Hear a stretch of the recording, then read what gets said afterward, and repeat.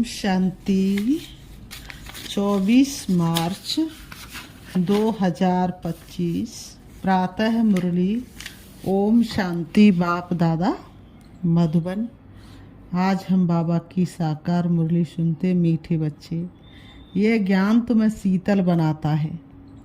इस ज्ञान से काम क्रोध की आग खत्म हो जाती है। भक्ति से ये आग खत्म नहीं होती।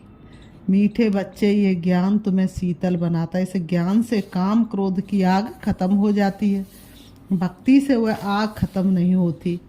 आज की मुरली से बाबा ने प्रश्न किया, याद में मुख्य मेहनत कौन सी है? उत्तर में बाबा ने कहा, बाप की याद में बैठते समय देह भी याद न आए, आत्म अभिमानी बन बाप को याद करो। यही मेहनत है। इसमें ही विघ्न पड़ता है, क्योंकि आधा कल्प देह अभिमानी रहे हो। भक्ति माना ही देह की याद। ओम शांति।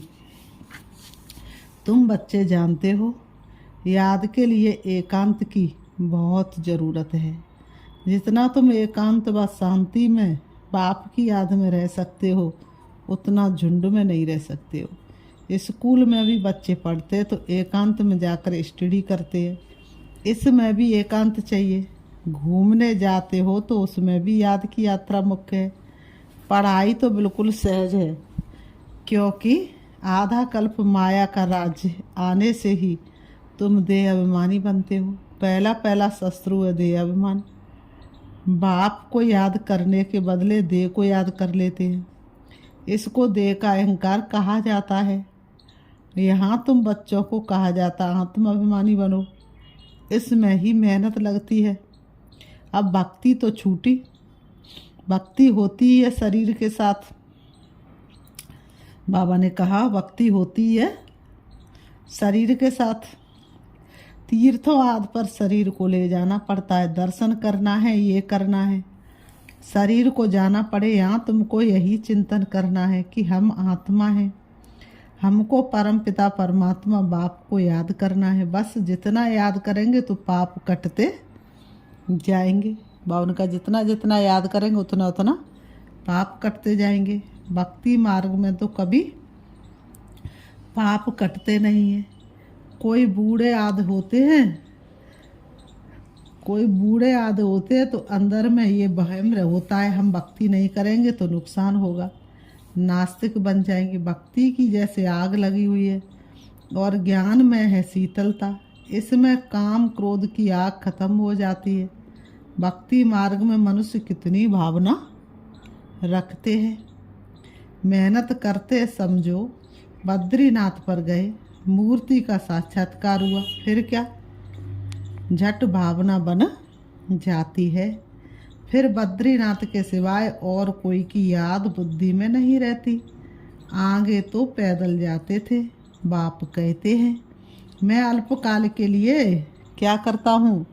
बाबा कहते हैं, जब पैदल जाते थे बद्रीनाथ पर और भावना बहुत तीव्र बैठी हुई है तो क्या करते बाबा? भावना का भाड़ा पूरा करते, अर्थात अल्पकाल के लिए मनोकामनाएं पूरी कर देता हूँ, साक्षात्कार कराता हूँ। बाकी मैं इनसे मिलता नहीं हूँ।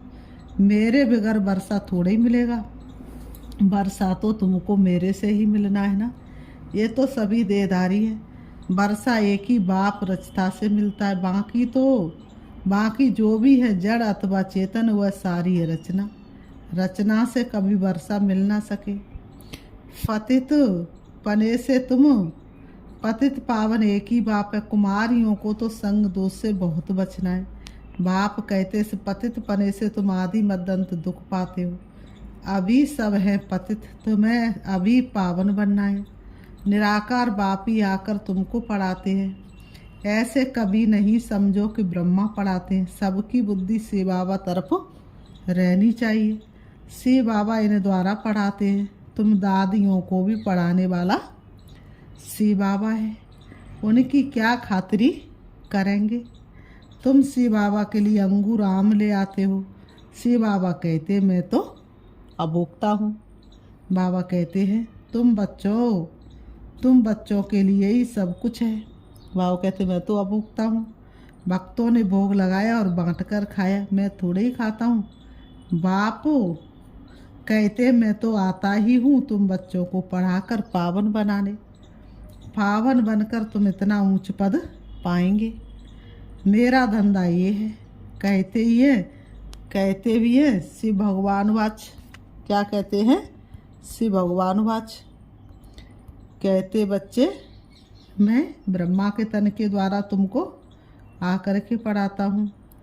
बाबा ने कहा, तो बाबा कहते हैं ब्रह्मा भगवान वाच तो कहते नहीं, शिव भगवान वाच कहते, कभी ब्रह्मा भगवान वाच नहीं कहते हैं। तो बाबा कहते ब्रह्मा वाच भी नहीं कहते हैं। भले ये भी मुरली चलाते हैं, परंतु हमेशा समझो शिव बाबा चलाते हैं। किसी बच्चे को अच्छा तीर लगाना होगा तो खुद प्रवेश कर लेंगे।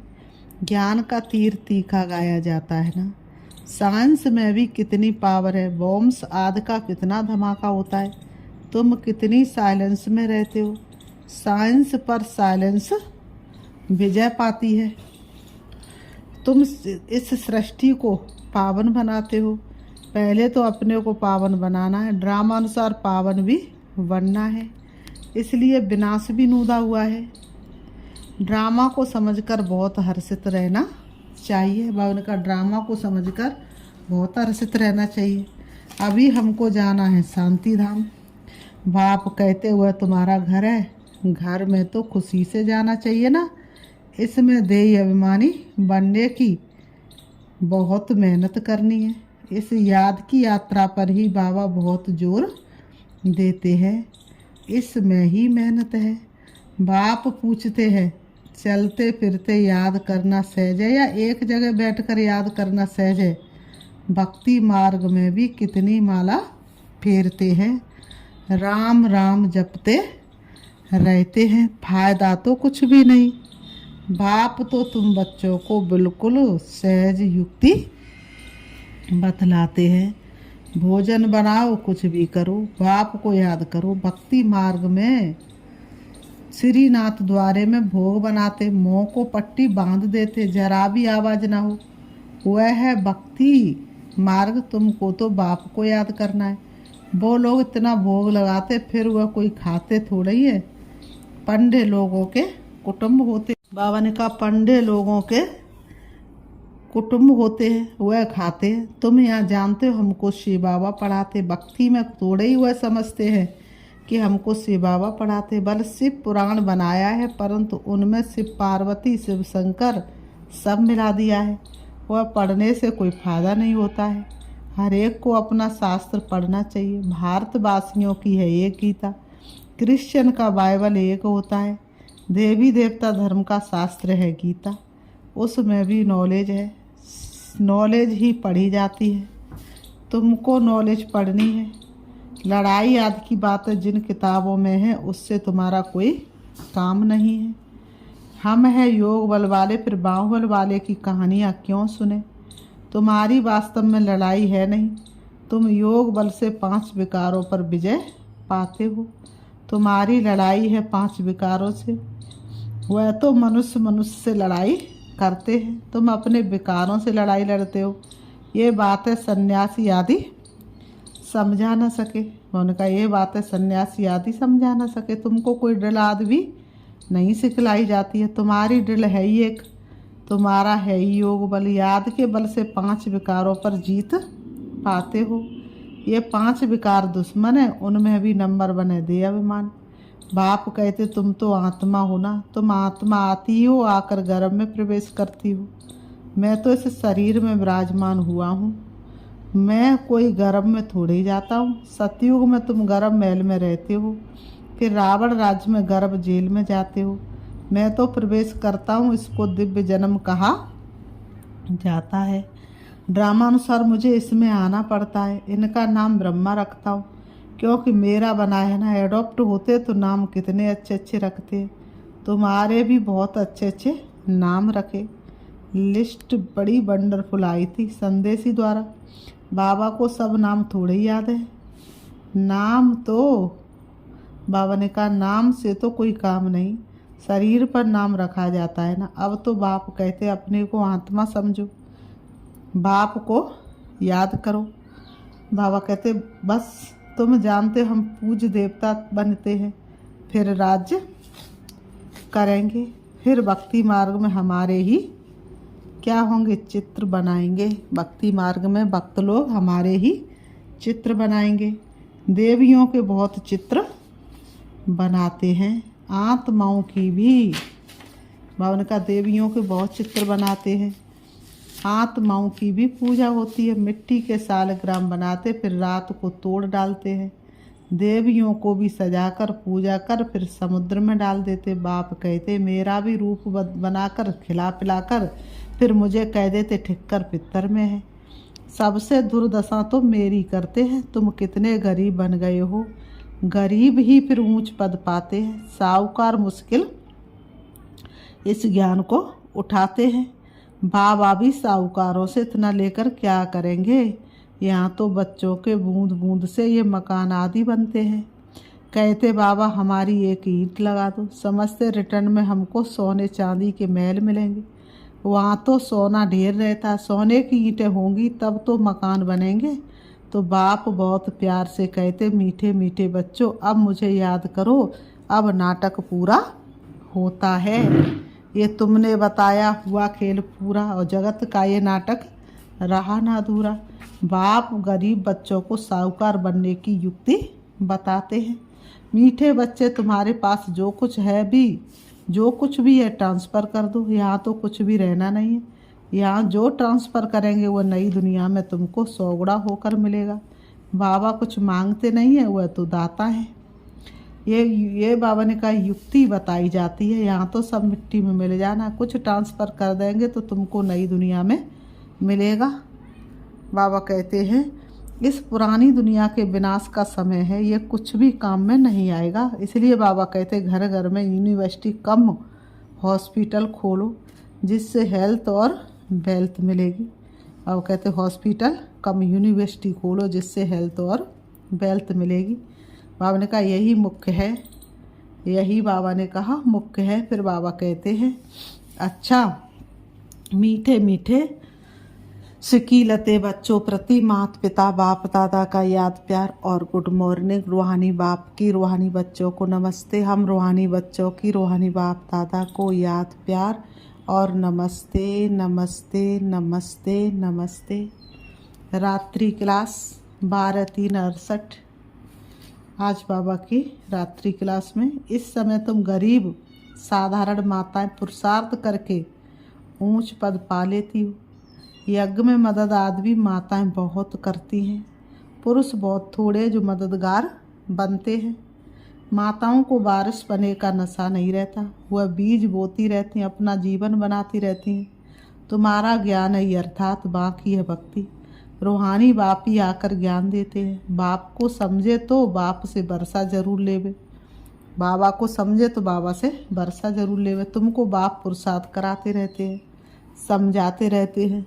और कहा बाप पुरुषार्थ कराते रहते हैं और समझाते रहते हैं। बाबा कहते टाइम वेस्ट मत करो। बाप जानते हैं कोई अच्छे पुरुषार्थी, कोई मीडियम, कोई थर्ड। बाबा से पूछे तो बाबा झट बता दे। तुम फर्स्ट हो या सेकंड हो या थर्ड हो, किसको ज्ञान नहीं देते हो तो थर्ड क्लास ठहरे। सबूत नहीं देते तो बाबा जरूर कहेंगे ना। भगवान आकर जो ज्ञान सिखलाते वो फिर प्रायः लोप हो जाता है, ये किसको भी पता नहीं है। ड्रामा के प्लान अनुसार ये भक्ति मार्ग है, इनसे कोई मुझे प्राप्त कर नहीं सकता। सतयुग में कोई जा नहीं सकता। अभी तुम बच्चे पुरुषार्थ कर रहे हो, कल्प पहले मिसाल जितना जिसने पुरुषार्थ किया है उतना करते रहते हैं। बाप समझ सकते हैं अपना कल्याण कौन कर रहे हैं। बाप तो कहेंगे रोज इन लक्ष्मी नारायण के चित्र के आगे आकर बैठो। बाबा आपकी श्रीमत पर ये वर्षा हम जरूर लेंगे। आप सामान बनाने की सर्विस का शौक जरूर चाहिए। सेंटर्स वालों को भी लिखता हूँ, इतने वर्ष पढ़े हो, किसको पढ़ा नहीं सकते हो तो बाकी पढ़े क्या हो। बाबा सेंटर वालों को भी कहते हैं बच्चों की उन्नति तो करनी चाहिए ना। बुद्धि में सारा दिन सर्विस के ख्यालात चलने चाहिए। बाबा कहते बुद्धि में सारा दिन किस किस ख्यालात करने चलने चाहिए? सर्विस के। तुम वानप्रस्थी हो ना, वानप्रस्थियों के भी आश्रम होते हैं, वानप्रस्थियों के पास जाना चाहिए। मरने के पहले लक्ष्य तो बता दो। वाणी से परे तुम्हारी आत्मा जाएगी कैसे? पतित आत्मा तो वापस जा ना सके। भगवान वाच मामेकम याद करो तो तुम वानप्रस्थ में चले जाएंगे। बनारस में भी सर्विस ढेर है। बहुत साधु लोग काशी वास के लिए वहाँ रहते हैं। सारा दिन कहते रहते शिव काशी विश्वनाथ गंगा। तुम्हारे अंदर में सदैव खुशी की ताली बजती रहनी चाहिए। स्टूडेंट होना, सर्विस भी करते हैं, पढ़ते भी हैं। बाप को याद करना है, बरसा लेना है। हम अब शिव बाबा के पास जाते हैं, ये मन मनावब है। परंतु बहुतों को याद रहती नहीं है, झरमुई झरमुई करते रहते हैं। बाबा कहते मूल बात है याद की। याद ही खुशी में लाएगी। सभी चाहते तो है कि विश्व में शांति हो। बाबा भी कहते उन्हें समझाओ कि विश्व में शांति अब स्थापन हो रही है। इसलिए बाबा लक्ष्मी नारायण के चित्र को जास्ती महत्व देते हैं। बोलो ये दुनिया स्थापन हो रही है, जहाँ सुख शांति पवित्रता सब था। सभी कहते विश्व में शांति हो। प्राइज भी बहुतों को मिलती रहती है। वर्ल्ड में पीस स्थापन करने वाला तो मालिक होगा ना। उन्होंने राज्य में विश्व में शांति थी। एक भाषा एक राज्य एक धर्म था। बाकी सभी आत्मा निराकारी दुनिया में थी। ऐसी दुनिया किसने स्थापन की थी? पीस किसने स्थापन की थी? फॉरेनर्स भी समझेंगे ये पैराडाइज था, इन्हों का राज था। वर्ल्ड में पीस तो अब स्थापन हो रही है। बाबा ने समझाया था। प्रभात फेरी में भी ये लक्ष्मी नारायण का चित्र निकालो, जो सभी के कानों में आवाज़ पड़े कि ये राज स्थापन हो रहा है। नरक का विनाश सामने खड़ा है। ये तो जानते हैं ड्रामा अनुसार शायद देरी है, बड़ों के तकदीर में अभी नहीं है। फिर भी बाबा पुरुषार्थ कराते रहते हैं। ड्रामा अनुसार सर्विस चल रही है। अच्छा, गुड नाइट। धारणा के लिए मुख्य सार नंबर 1, संग दोष से अपनी बहुत संभाल करनी है। कभी पतितों के संग में नहीं आना है। साइलेंस वर्सेस सृष्टि को पावन बनाने की सेवा करनी है। नंबर 2, ड्रामा को अच्छी तरह समझकर हर्षित रहना है। ड्रामा को अच्छी तरह समझकर हर्षित रहना, अपना सब कुछ नई दुनिया के लिए ट्रांसफ़र करना है। आज की मुरली से बाबा वरदान दे रहे हैं। बाप द्वारा सफलता का तिलक प्राप्त करने वाले सदा आज्ञाकारी दिल तख्त नसीन भव। बाप द्वारा सफलता का तिलक प्राप्त करने वाले सदा आज्ञाकारी तिल तख्त नसीन भव। स्पष्टीकरण है, भाग विधाता बाप रोज अमृत वेले अपने आज्ञाकारी बच्चों को सफलता का तिलक लगाते हैं। आज्ञाकारी ब्राह्मण बच्चे कभी मेहनत व मुश्किल शब्दों मुख से तो क्या आप संकल्प में भी नहीं ला सकते हैं, वह सहज योगी बन जाते। इसलिए कभी भी दिल से किस्त नहीं बनो। बाबा इसलिए कहते कभी क्या नहीं बनो, दिल से किस्त नहीं बनो, लेकिन सदा दिल तख्त नसीन बनो, रहम दिल बनो। अहम भाव और बहम भाव को समाप्त करो। अहम भाव और बहम भाव को समाप्त करो। स्लोगन है आज की मुरली से, विश्व परिवर्तन की डेट नहीं सोचो, स्वयं के परिवर्तन की घड़ी निश्चित करो। विश्व परिवर्तन की डेट नहीं सोचो, स्वयं के परिवर्तन की घड़ी निश्चित करो। अव्यक्त सारे सत्यता और सभ्यता रूपी कल्चर को अपनाओ। सत्यता और सभ्यता रूपी कल्चर को अपनाओ। जो प्योरिटी की पर्सनैलिटी से संपन्न रॉयल आत्माएं, उन्हें सभ्यता की देवी कहा जाता है। उन्हें सभ्यता की देवी कहा जाता है। उनमें क्रोध विकार की इम्प्योरिटी भी नहीं हो सकती है। क्रोध का सूक्ष्म रूप ईर्ष्या द्वेष घृणा भी अगर अंदर में है तो वह भी अग्नि है, जो अंदर ही अंदर जलाती है। बाहर से लाल पीला नहीं होता है, लेकिन काला होता है। तो अब इस कालेपन को समाप्त कर सच्चे और साफ बनो। बाबा कहते तो अब इस कालेपन को समाप्त कर सच्चे और साफ बनो। अच्छा, ओम शांति, ओम